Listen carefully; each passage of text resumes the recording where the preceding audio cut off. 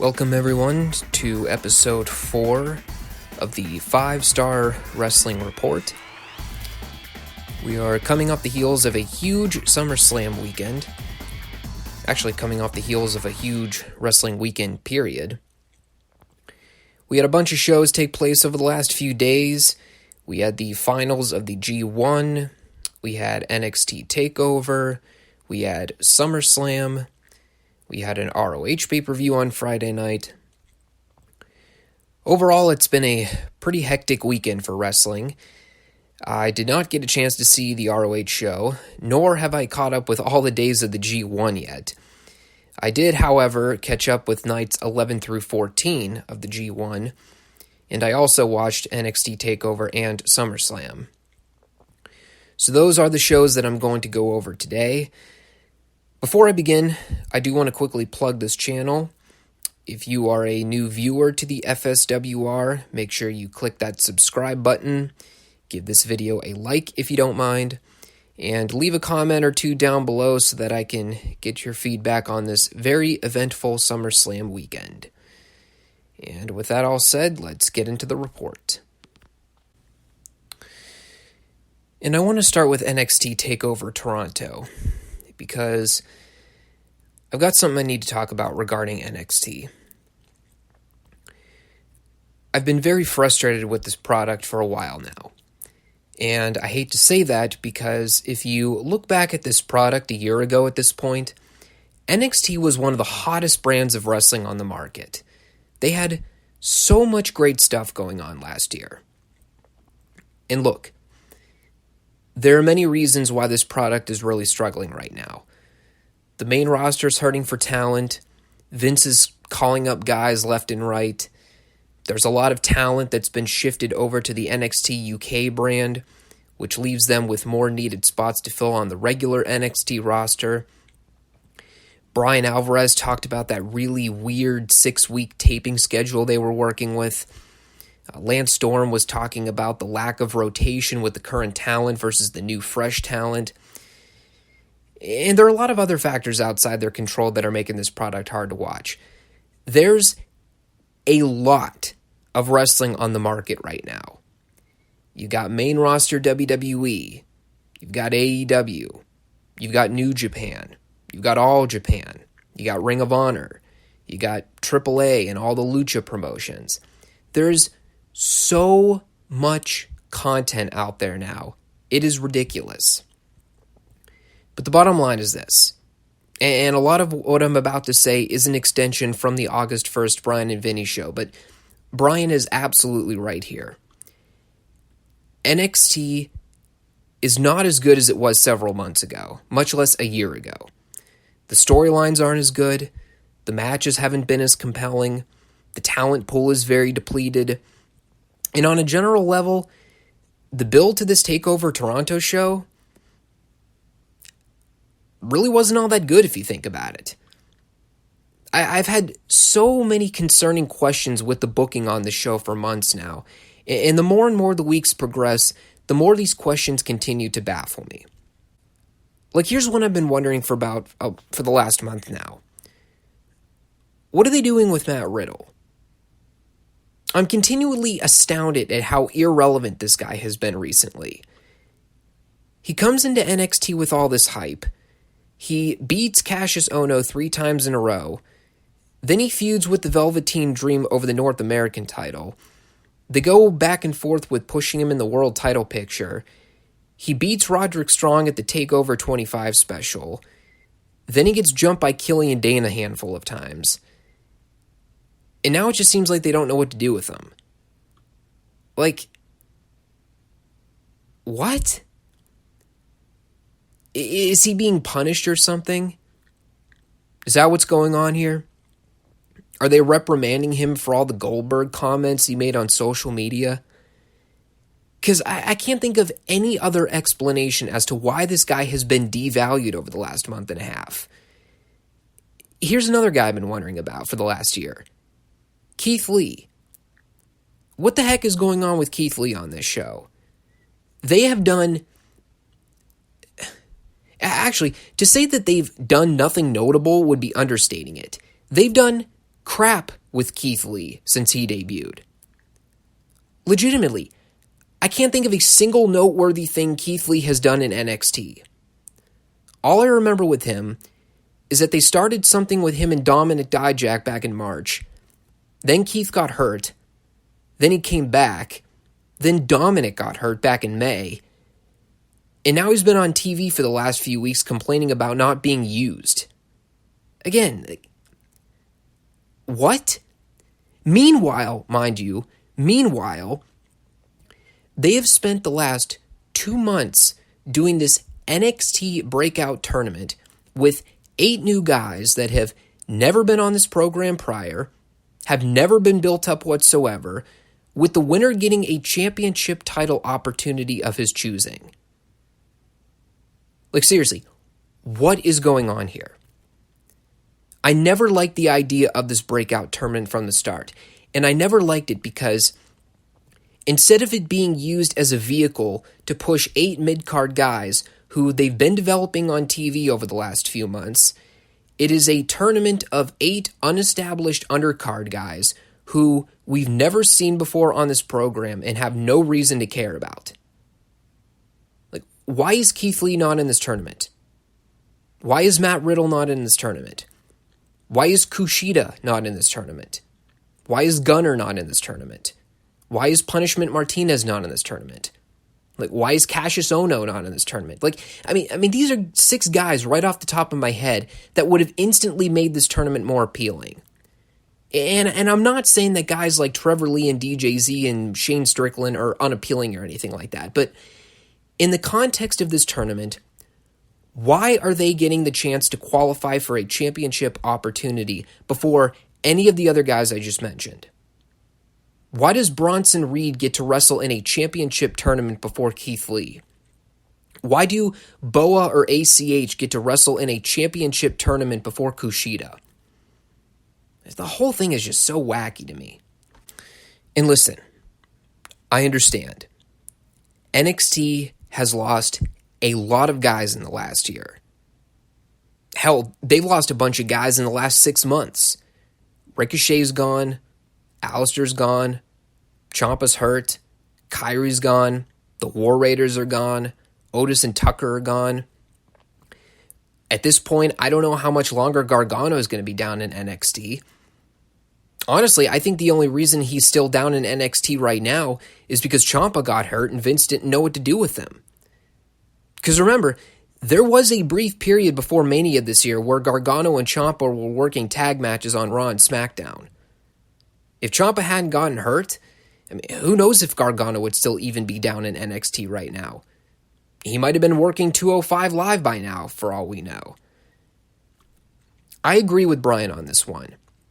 And I've been waiting for self-validation on this because I've been thinking the same thing since the fallout to Takeover New York. This summer has not been very good for these NXT shows. The matches are less and less meaningful. The storylines just don't feel as big as they used to.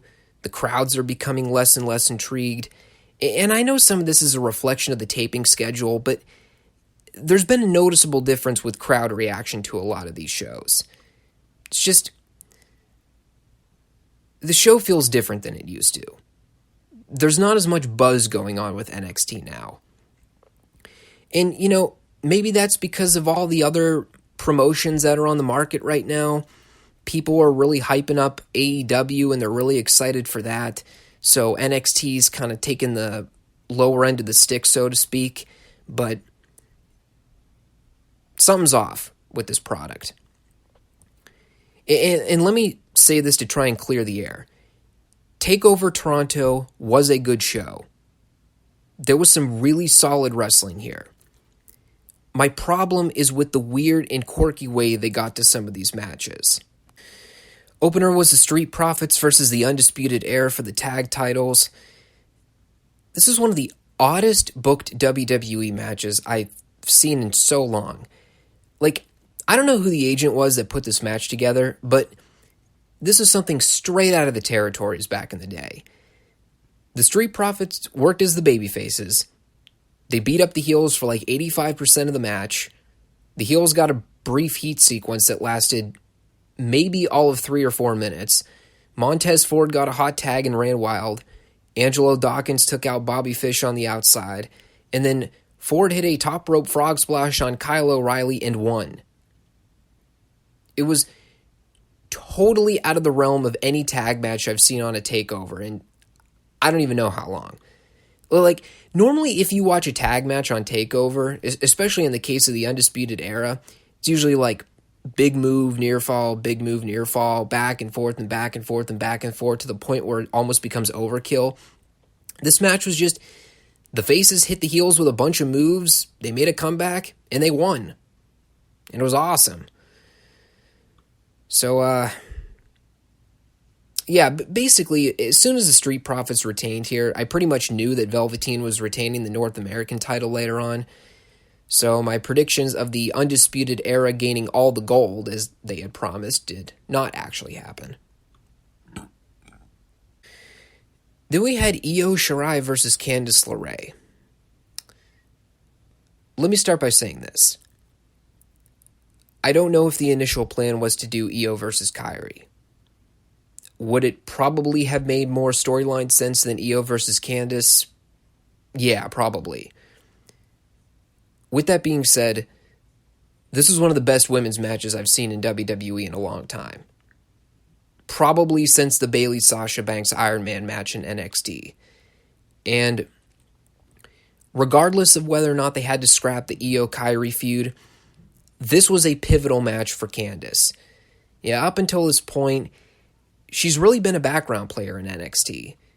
She's had a few matches here and there, but by and large, Candice has not really had a featured program until this show.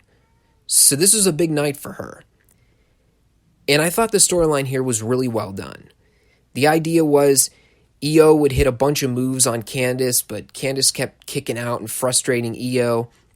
And after Io couldn't put Candice away with her signature moonsault, she had to use a Koji clutch to get the win.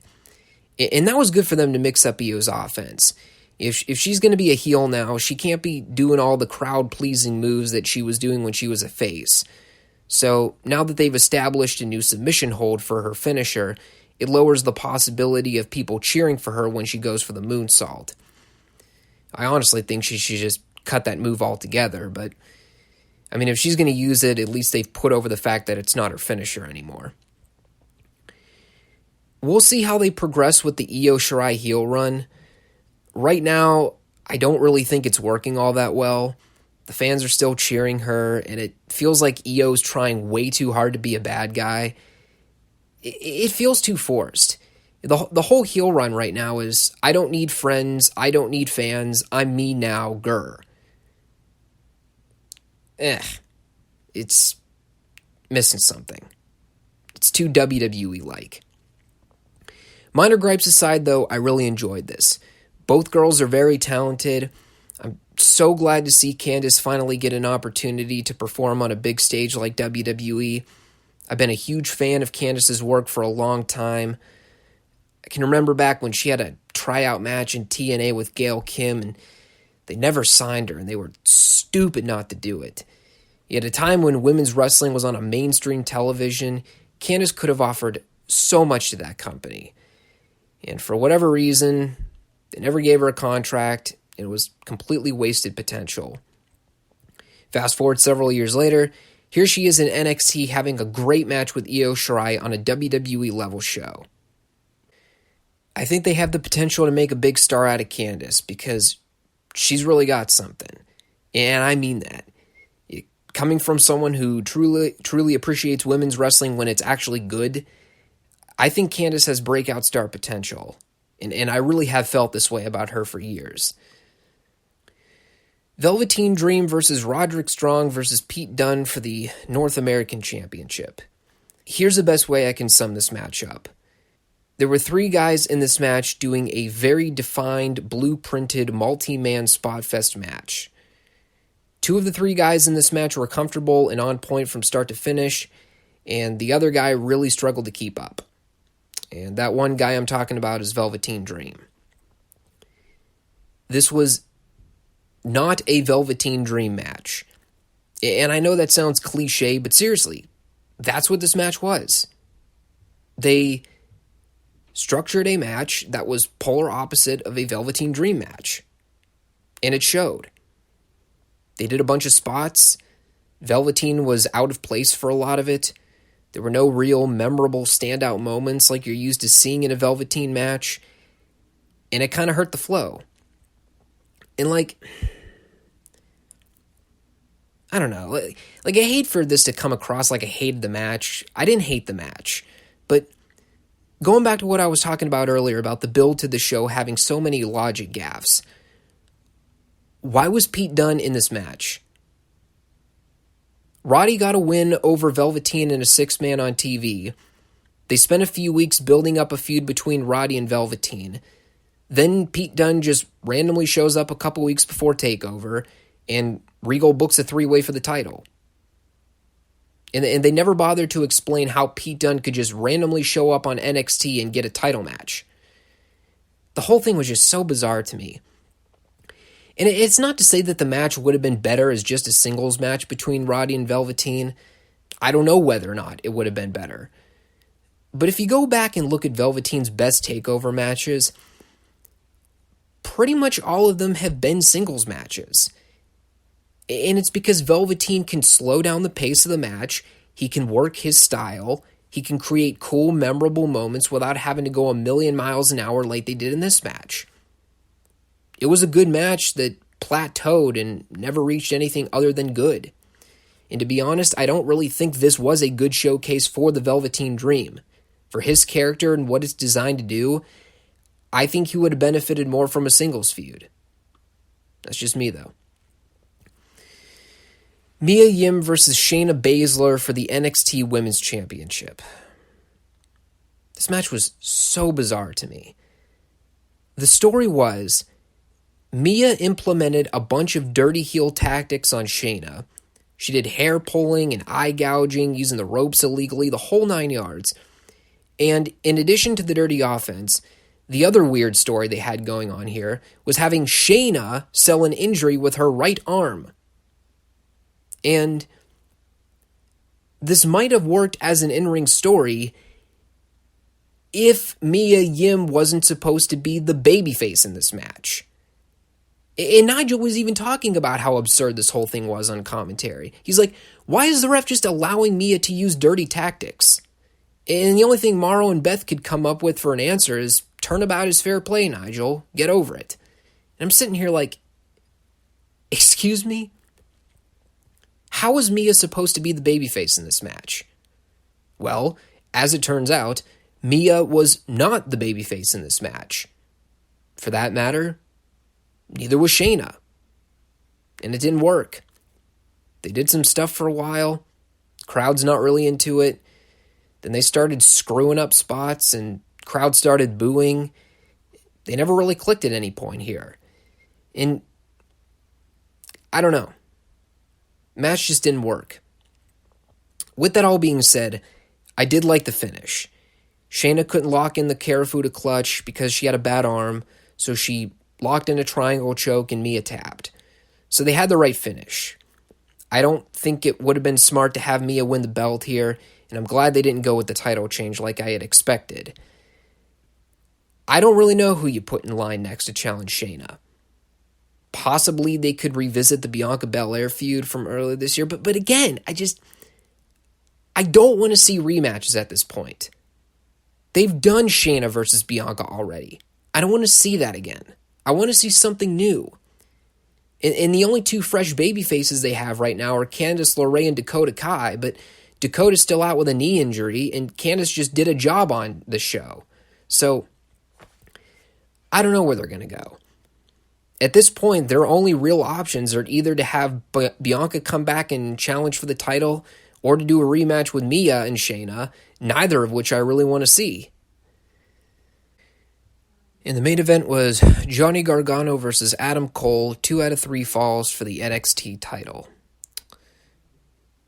So they're doing match 1. It is a straight wrestling match. And they're going 100 miles an hour. They're doing reversal after reversal after reversal. And eventually Cole brings in a chair. And the ref starts yelling at him, saying he can't use it. So, in what was arguably the most inexplicable part of the whole match, Gargano hits Cole with the super kick. He grabs the chair. Ref is telling him he can't use it or he'll disqualify him. And then Gargano whacks Cole with a chair because he's an idiot. The ref calls for the DQ. Cole is up 1-0. And then Gargano just shrugs it off. Like, oh well, can't do anything about it now. So Gargano's wailing away on Cole with the chair. They do the street fight. They're brawling all around the arena. They get back in the ring. Gargano throws Cole into the corner. He locks in the Gargano escape, and Cole taps. So it's tied up 1 apiece. And then they lower the barbed wire cage for the third fall. And there's weapons attached to the cage. There's fire extinguishers. There's kendo sticks.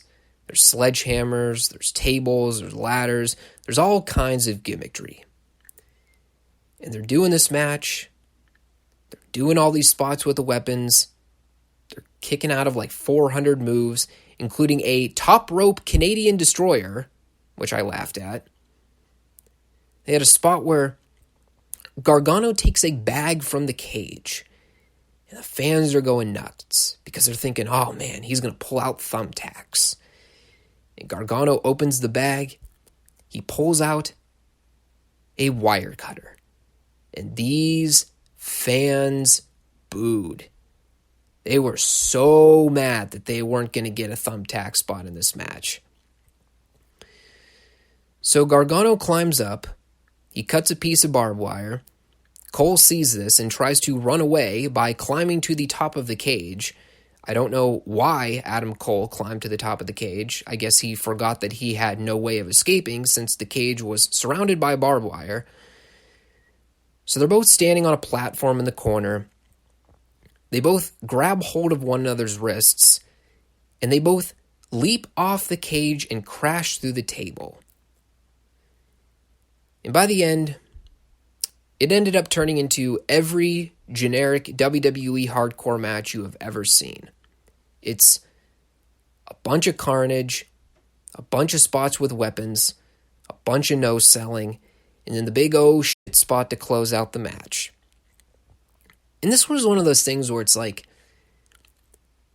they do all this car wreck stuff, they take the big bump off the top of the cage, and then Cole just rolls an arm over on top of Gargano and gets the pin. It just felt so inconclusive. And this was apparently the cap off to the feud. I was like, really? That's the end to this blood feud? Both guys take a bump through a table and one guy just rolls on top of the other guy and pins him? It just felt so unsettling. After those 2 classic main event matches they had at the last 2 takeovers, they have the tie-breaking rubber match to cap the feud off here, and it's just Cole manages to roll his arm over on Gargano's chest to win the match. Maybe I'm wrong. I probably am. But I just feel like hardcore matches in pro wrestling these days have become very unsatisfying ways to cap off feuds. They're way too goofily booked.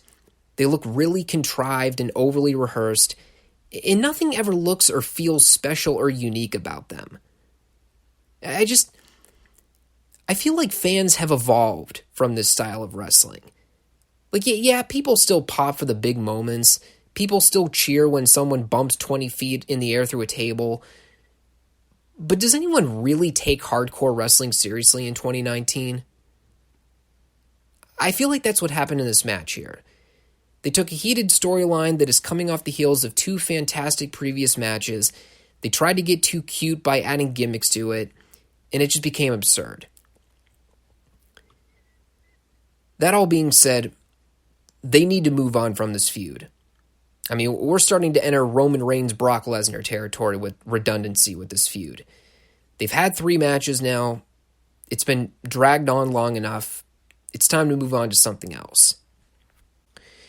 And I do want to conclude with this before I move on. I don't know what the plans are with the Undisputed Era for the next set of tapings.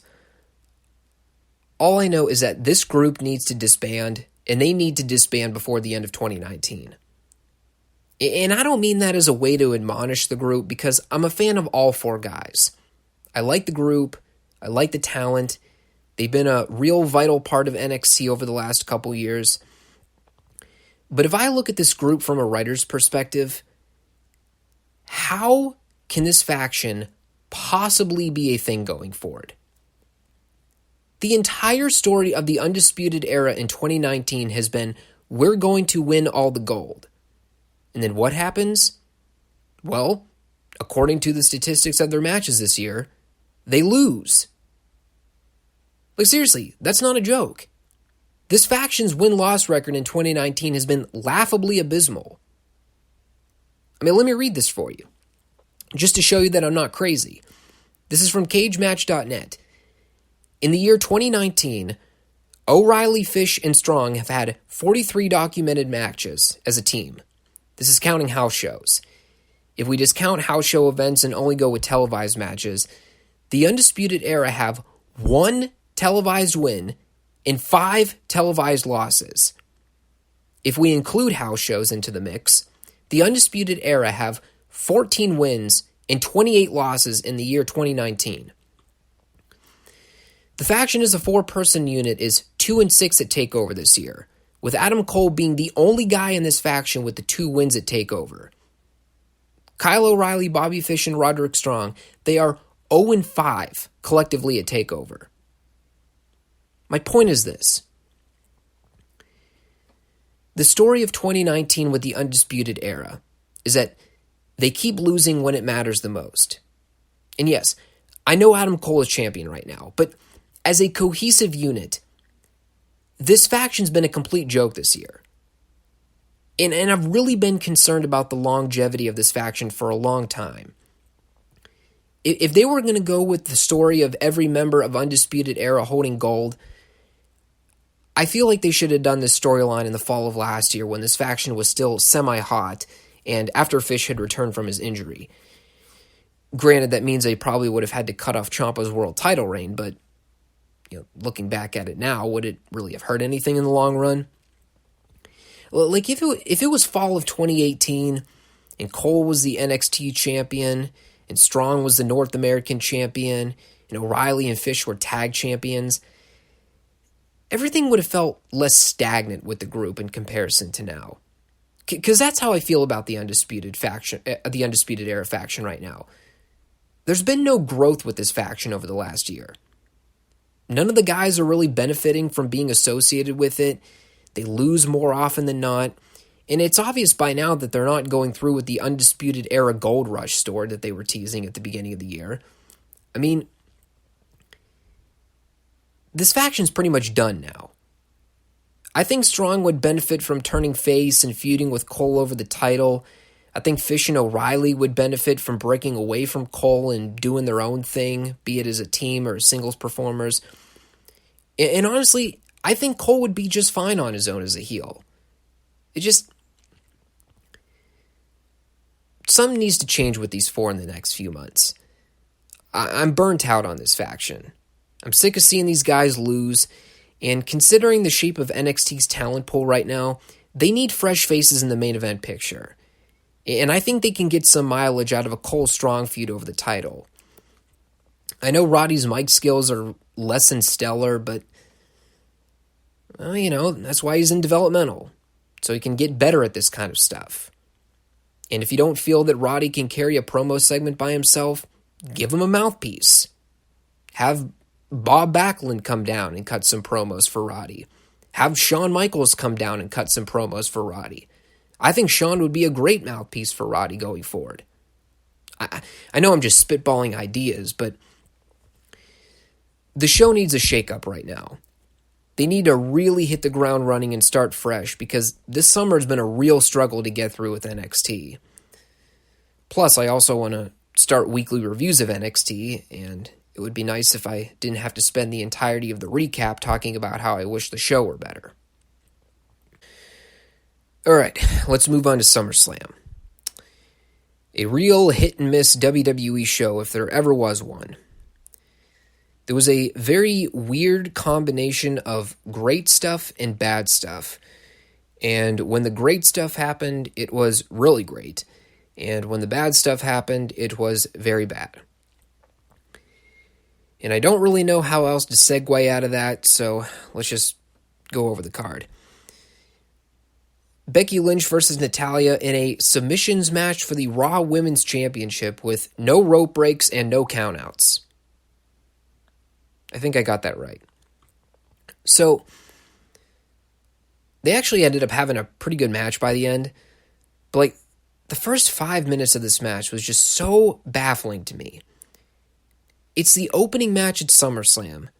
The crowd is really hot from the jump, and Becky and Natty are out there rolling around on the mat doing really slow-looking holds, and the crowd's dying and dying and dying and dying. They're starting to boo, and I'm like, oh my god, we are going to have boring chants in the first 15 minutes of this show.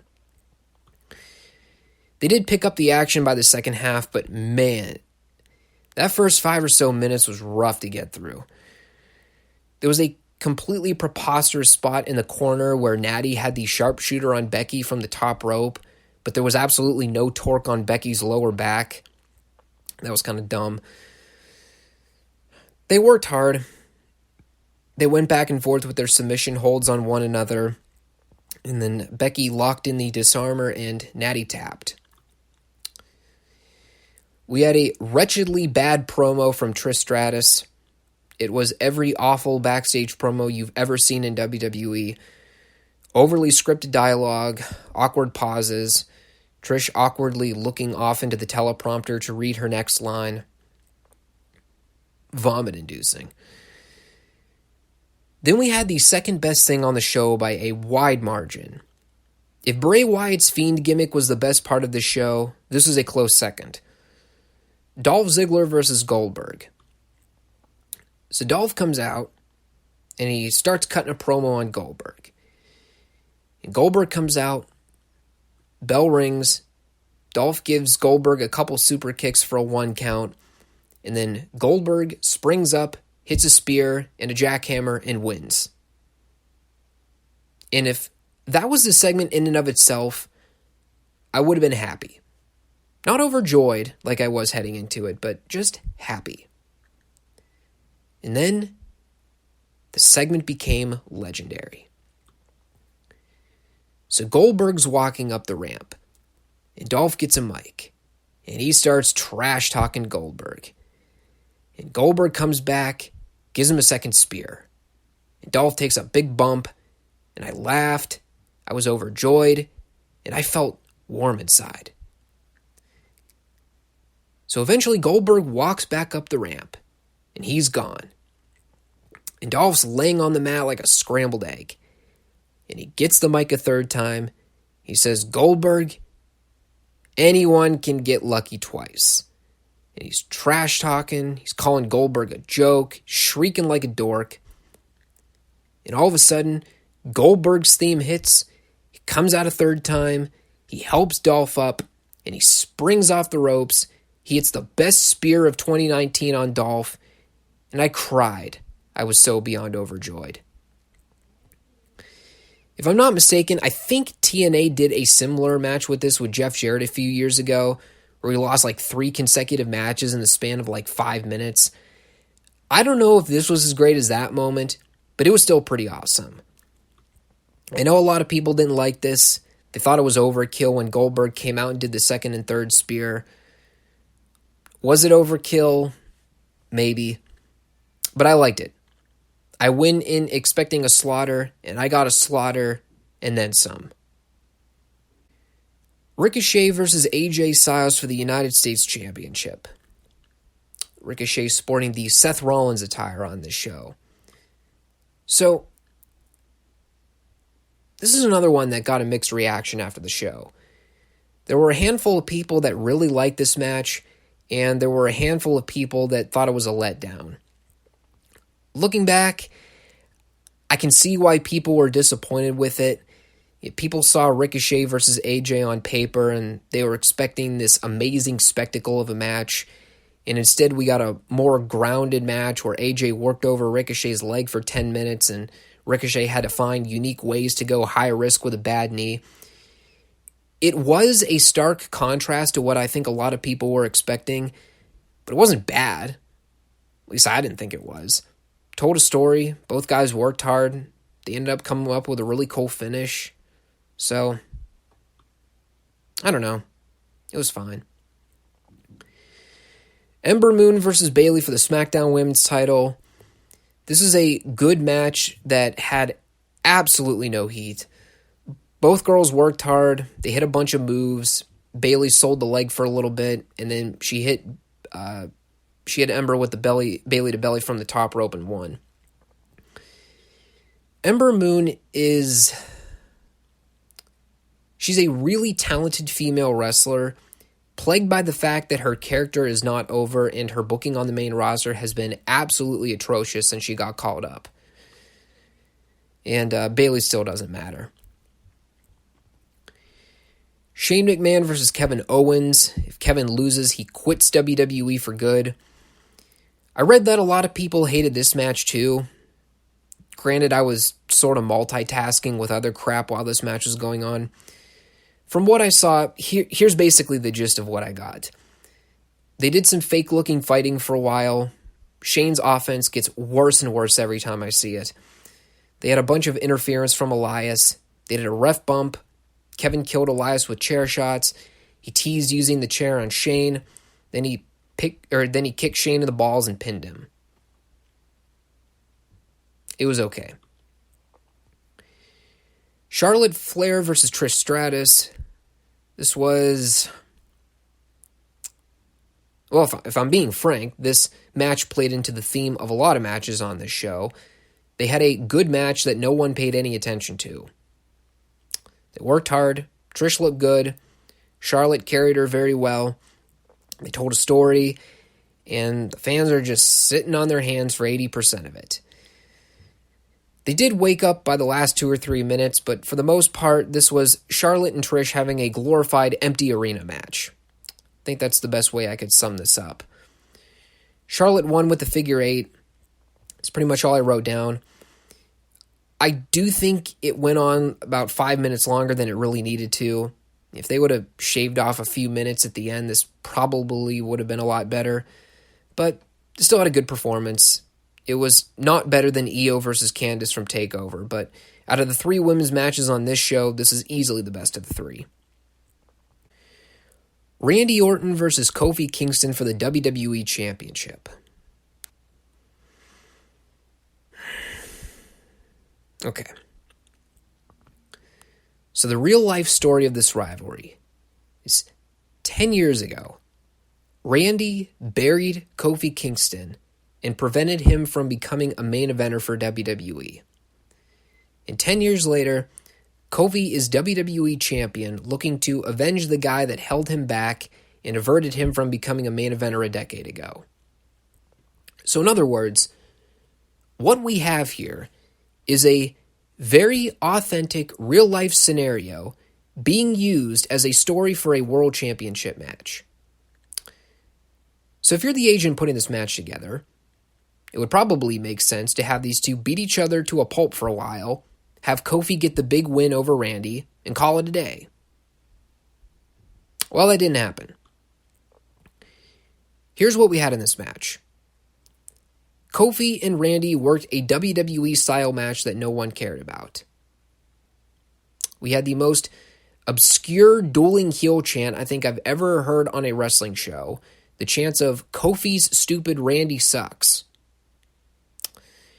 They did a bunch of stuff for a while. There's no heat. People are booing.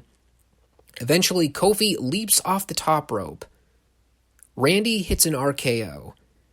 Kofi rolls to the outside. Randy starts jeering at Kofi's family ringside. And Kofi tries to fight back. Again, no one is reacting to any of this in the building. So they're doing their thing outside. And then the ref inexplicably calls for the bell. It's ruled a double countout, I think.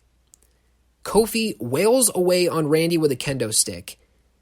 And all the while, I'm sitting here watching this thinking, didn't they do this exact same finish with AJ Styles and Samoa Joe at SummerSlam last year?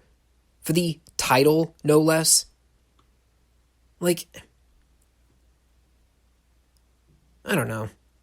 I mean, the match wasn't bad. It wasn't great or anything, but it wasn't bad. They just did a bunch of stuff for a while that no one cared about. Then they did a really lame TV finish. Honestly, if they would have had this exact same match on Raw, I would have been fine with it. But this is arguably WWE's second biggest pay-per-view they run all year. If you're going to do a DQ or a count-out finish on a Big Four show, you better have a damn good excuse to do it. And no, I will not accept the excuse of, well, they wanted to continue the feud and they didn't want to beat either guy right now. That is dumb. If you're going to do Kofi versus Randy for the title on SummerSlam, either Kofi needs to beat Randy or Randy needs to beat Kofi. I don't want to pay money to see a TV finish on pay-per-view. That is inexcusable. Then we had The Fiend Bray Wyatt versus not the Demon Finn Balor. Okay, I'm just going to come out and say this right now. The Fiend gimmick is the best thing in WWE today. Whether it's main roster, NXT, NXT UK, 205 Live, it doesn't matter. The Fiend Bray Wyatt is my favorite thing in WWE today. Maybe my favorite thing in pro wrestling today. The Firefly Funhouse skits, the awesome mask, the theme music, the entrance, the production that all went into this. Like, I have not seen WWE put this much effort into trying to get something over since the 4-year Roman Reigns push to the title picture. Difference between this and the Roman Reigns push is that at least the Fiend stuff is actually fun to watch. I loved everything about this match. Bray was unbelievable here. Finn played his role really well. The crowd was into it. It was amazing. I still think it would have been cool to see Finn get squashed as a demon gimmick here to really cement this new Bray Wyatt gimmick. But for what it's worth, I thought this is the best thing on the show. I don't know how long it'll be before WWE screws the gimmick up, but until they do, we should enjoy this while we can. And I hope Bray makes the most of it because he is a fantastic talent. Seth Rollins versus Brock Lesnar for the Universal Championship.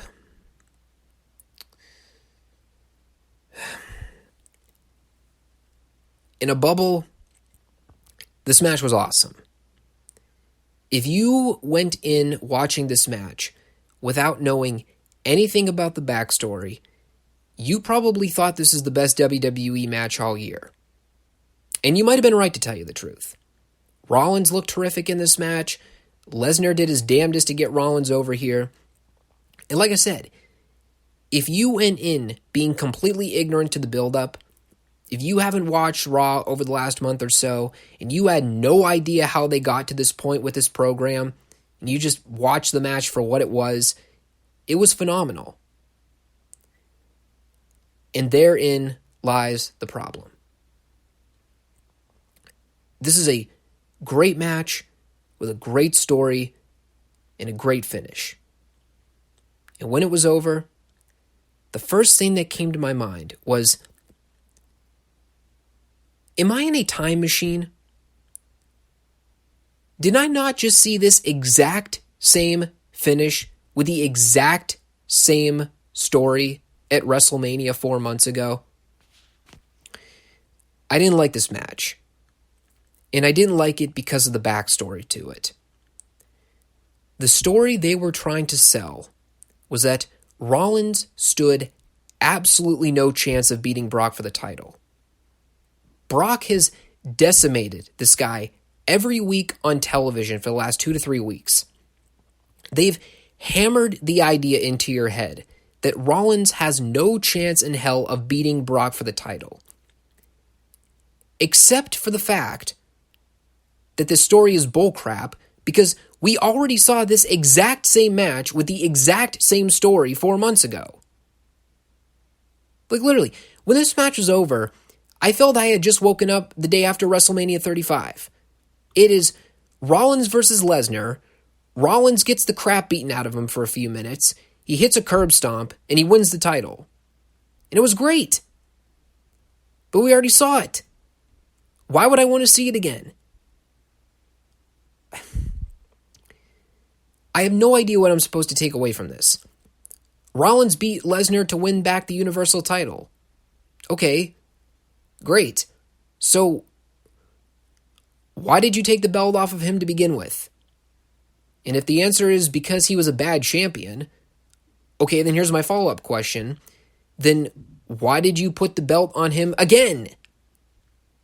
If Rollins was a bad champion and you took the title off of him because it wasn't working, why would you just turn around and put the title back on him again?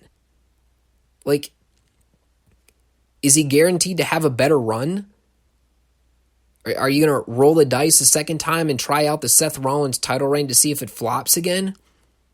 I mean, I guess trial and error is fine here, but the whole thing is so strange to me. Like, to me, I thought it would have made more sense to do this match. You have Lesnar retain, you build up another babyface challenger for the first SmackDown show on Fox in October, and you have Brock drop the belt to someone on that show. Then at least you would have a more interesting story. But to have Rollins just win the belt back here after having him drop it to Lesnar less than a month ago, it's like, why even bother? Like, am I watching WCW?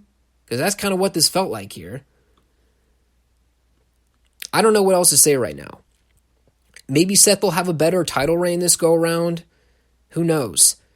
I mean, a good start would be having him feud with someone not named Baron Corbin.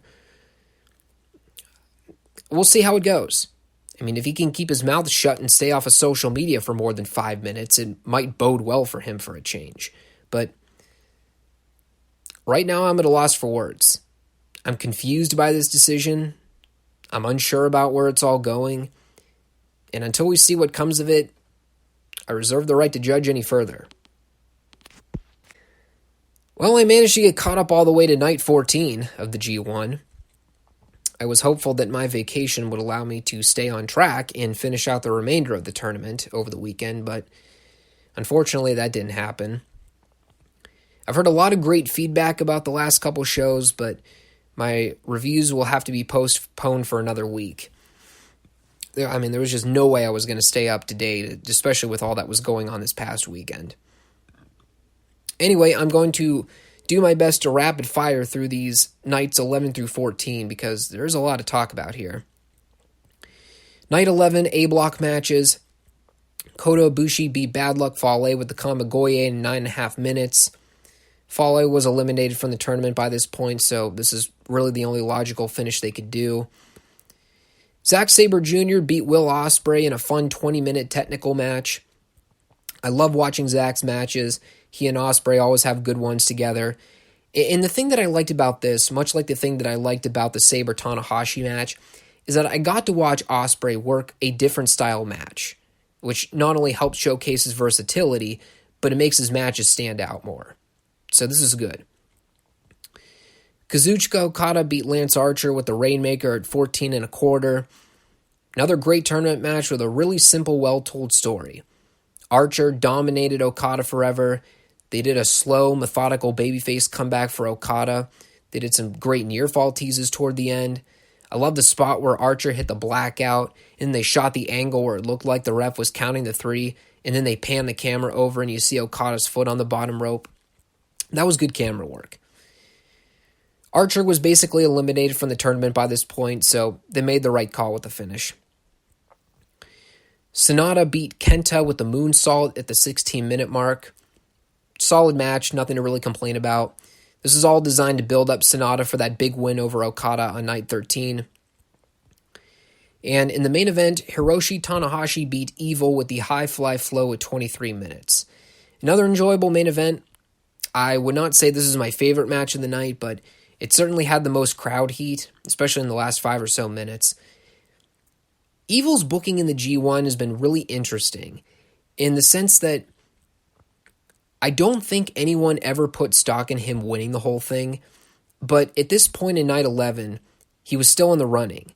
He had 6 points, which only put him within one pinfall's distance from Kenta Ibushi and Tanahashi. So it looked like they were going through with the Dark Horse storyline with him. You don't expect him to be much of a threat, but he's still well within the boundaries of winning the A block. So that's cool. We had the B block matches from night 12. Jeff Cobb beat Shingo Takagi with Tour of the Islands at 12.5 minutes. Best Jeff Cobb match of the tournament by a mile, not even close. Then we had the controversial matchup that everyone was talking about. Toru Yano beating Jon Moxley by countout. I said in episode 2 that I did not like the idea of Moxley's first New Japan loss coming at the hands of Yano. However, I will concede here, this was best case booking scenario. They didn't have Yano pin Moxley with a roll-up. They did their comedy bit. Yano taped Moxley's ankle to Shota. Moxley scrambled to try and beat the 20 count, couldn't get back in time, and Yano won by countout. This is fine. And I understood the booking. They need to have Moxley lose the remainder of his G1 matches to move Naito and White up in the leaderboard. And at least with Yano winning by countout instead of pinfall, it made Jay's eventual win more meaningful because now they can claim Jay was the first guy to give Moxley a pinfall loss in New Japan, which, let's be honest, it's a much bigger deal than Moxley losing to Yano by countout. Tetsuya Naito defeated Juice Robinson with Destino at a little under the 14-minute mark. Good match, but the finish was never really in doubt. Again, because of the way they structure the tournament, Naito is in a similar boat as White right now, where because of the fact that he dropped so many matches early on, the story is that he's frantically scrambling to rack up last-minute wins. And because Naito's probably slated to win the G1, the finishes to his matches are kind of predictable now. I mean, if I'm not mistaken, I believe he has to win every match via pinfall or submission from now until the final night of the B block just to surpass Moxley and weasel his way into the finals of the B block with 12 points. Concurrently, that also means Moxley has to lose every match from now until the finals, which is pretty much surefire to happen at this point. So it's a fairly predictable but well-written story that they're going with right now. Jay White beat Taichi in 15 minutes with the Blade Runner. It was heel versus heel, so there was a lot of stalling and cheating going on. Match wasn't my cup of tea, but it was fine for what it was designed to do. Jay gets the 2 points. Taichi's basically eliminated from the tournament now, so it accomplished what it was supposed to. Felt like a WCW main event here, but take it for what it's worth. And the main event here saw Hiroki Goto beating Tomohiro Ishii with the GTR at 18 minutes. Really good main event match here with a fairly surprising finish. And that's not to degrade Goto in any way, but Ishii's been such a megastar in this tournament, and the announcers alluded to the idea that Goto won't be relevant in the G1 for much longer. I don't know. I kind of thought Ishii should have gone over, but they kept Goto alive with 6 points, probably to paint the idea that the B block can go any number of different ways in terms of finals contenders. So that's good. Then we had the incredibly awesome Night 13, which featured not only my second favorite match of the G1, but one of my favorite matches of 2019 by far. But we'll get to that a little later. Bad Luck Fale beat Kenta around the 7:30 time frame. Match had tons of heel interference. It was what it was. Fale's gone from the tournament regardless of the win, so other than holding Kenta at 8 points, the match didn't really serve much of a purpose. Zack Sabre Jr. defeated Lance Archer with a roll-up. This one was so weird, because for like the first 5 minutes of the match, I just really wasn't feeling it. Like, it was good, but they weren't doing anything memorable. Then the match kept going. It got progressively better, and by the last 2 or so minutes, I ended up really enjoying it. It was essentially the same story as the Archer-Okada match from Night 11, but I think Zack is a far more effective, scrappy underdog babyface here. They went a lot further with the story, which made it better. Archer killed him and killed him forever. He had the visual pin on Sabre after hitting the choke slam, but instead of just taking the pin, Archer got cocky. He went to hit the blackout, but Sabre rolled through it and got a crucifix pin. And they've done such a good job protecting Archer in these losses. The idea is he probably could have won most of his matches, but his opponents managed to outsmart him and pull out surprise wins from out of nowhere. So it's not like everyone's been hitting their finishers on Archer to get decisive wins.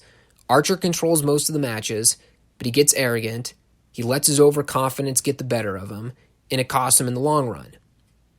I like that story. And it works because he's a heel. I mean, heels are supposed to be boneheaded big heads. And whenever they lose in embarrassing fashion, it usually is because of reasons like that.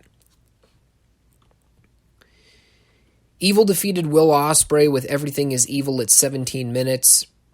Fun match, not a whole lot to say about it. Both guys are incredibly talented.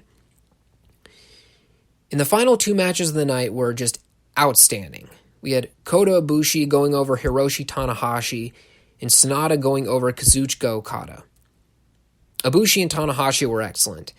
The story is that both guys have bum knees and ankles right now, so they spent most of the match targeting those body areas. I like the slap fest with both guys toward the end. Ibushi got the win with Kamigoye, but the real talking point of the match is what happened afterwards. Ibushi broke down into tears. He and Tanahashi had an endorsement in the middle of the ring. They put over the story that Tanahashi is, for all intents and purposes, eliminated from the tournament, and Ibushi is destined to face Okada in the A-Block finals. As far as Sonata Okada goes, this is absolutely phenomenal. Story heading in was clear. Sonata needs to avenge Okada in order to validate himself after two major losses to Okada last year. The character dynamic was easy to decipher. Sonata was a clear-cut babyface. Okada was a clear-cut heel. The action, great from start to finish. In the closing few minutes was some of the best edge-of-the-seat pro wrestling I've seen probably since my clamoring to see Kofi beat Bryan for the belt at Mania this year. Sonata had Okada in the skull end for what felt like an eternity, but Okada wouldn't submit. The clock kept ticking down for Sonata. He knew he wasn't going to get Okada to tap, so what did he do? He let go of the hold, he hit two moonsaults in the final 20 seconds of the match, and he got the pin. Fans went nuts. The announcers put this over as a huge deal. It was just a great way to close out the show. Like I said a few minutes ago, this one was up there with the Bushi Ospreay in terms of greatness. They didn't do anything overly complicated here. They didn't do 10,000 pointless near falls and land on their heads 1,400 times. They had a simple avengement story. They told that story. They had a great performance. The right guy won. He was validated in this match, and it put him on the map. Everything about this worked. Then we had Night 14, which I finally caught up on after putting it off for a few days. Tomohiro Ishii beat Toru Yano with a brain buster at a little under 10 minutes. This is by far Yano's best match in the tournament, not even close. And the story really made this work. Yano tried to do all of his usual shticks, but Ishii wasn't having any of it, so he essentially forced Yano to work a normal match, and it was arguably the best match on the show, even though the last few minutes of Naito Takagi was really good. Taichi beat Juice Robinson with Mephisto at 12.5 minutes. Nothing to really talk about here. Stop me if you haven't already heard me say this, but it was a Taichi match. And at this point, that's basically coded language for it wasn't bad, it wasn't good, it just wasn't eventful.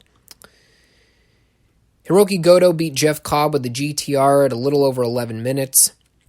Another pretty bland match with nothing important to talk about. There were a couple things that really dragged this one down too. A, there was no heat for it. And B, with both guys basically being non-factors in the tournament by this point, there really wasn't any reason to care about it, which is probably the biggest contributing factor as to why it had no heat. Jay White got the win over Jon Moxley with the Blade Runner at about 15 minutes. I really like the story of this match. I think the idea they were going for was that anytime Jay would try to take control, Moxley would have an answer. Be it stopping Gato's interference, finding ways to continually counter the Blade Runner.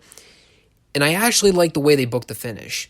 They didn't have White get the wishy-washy, cowardly pin over Moxley. Gato tried to interfere. Moxley cut him off and took him out, which left for White to fend for himself in the closing minutes. And he got the clean win, which is a much better way to go, I thought. So this is really good. And while I still think Naito's fated to win the B block, again, I haven't seen anything with the finals, so I have no idea how this is all turning out. I still think Naito's going to be the final person in the B block, and they're doing a really effective job building up Jay from scratch and teasing the illusion that he might pull out the heist of the year by coming back from an 0-3 start to the G1. Then we had the main event of Tetsuya Naito going over Shingo Takagi with Destino at close to 27.5 minutes. Here is what I will say about this match. While I would not rate it as one of the top G1 matches, while I wouldn't put this on my top 20 matches of 2019, this was one of those matches that I recommend any booker or agent running a pro wrestling business to watch, observe, and use as a tool to help get new talent over. This was one of those matches where both guys walked in strong and both guys left looking even better. And even though Naito ultimately got the W here, Shingo was the real star of this match. He went in there and worked a tremendous main event match with one of New Japan's top stars. Naito put this guy over like $1 million. He bumped and sold for Shingo. He hung in there with Naito from bell to bell. And like I said, this is a prime example of Shingo looking great in defeat. This put Shingo on the map as a top heavyweight. It showed that he can hang in the main event of a New Japan show, and it showed that he'll be a major deal in 2020, especially if they feel more comfortable giving Shingo more and more of these types of main event matches. So this worked on all cylinders. The only criticism I can really give it is that in spite of Shingo trying to rally fans behind him during the match, fans were still solidly behind Naito. So the character dynamics were a little thrown off here, but other than that, everything about this match was very efficient. And that is where I am at currently with the standings. I know a lot of people are really talking about the finals. I know I'm going to be extremely late to the party when I do discuss the final weekend of G1 matches, but that's the price you pay for having a life and trying to balance out wrestling with the real world. Anyway, I am looking forward to catching up on those final shows. I'm sure it'll be a lot of fun, and we'll see if my predictions were relatively close or if they were completely wrong.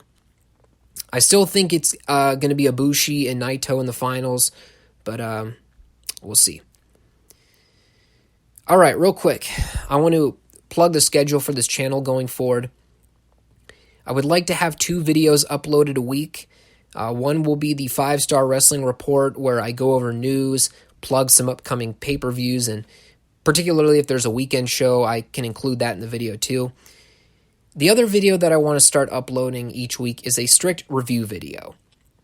I said in episode 1 that I wanted to do some kind of combination of NXT and retro Raw and SmackDown reviews, starting from when I started watching wrestling back in 97. The more and more I think about it, though, the more I think, it might make more sense to hold off on that series until January of 2020 so that I can go through each week in succession, but that I can also line up from the beginning of the year. I think it would make more sense to do that. So I'm going to wait there.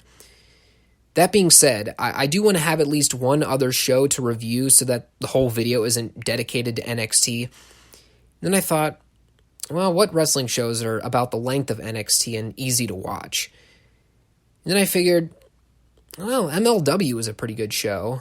It's an hour long, shows are usually fun, and I have easy access to them because they upload on their YouTube channel every week.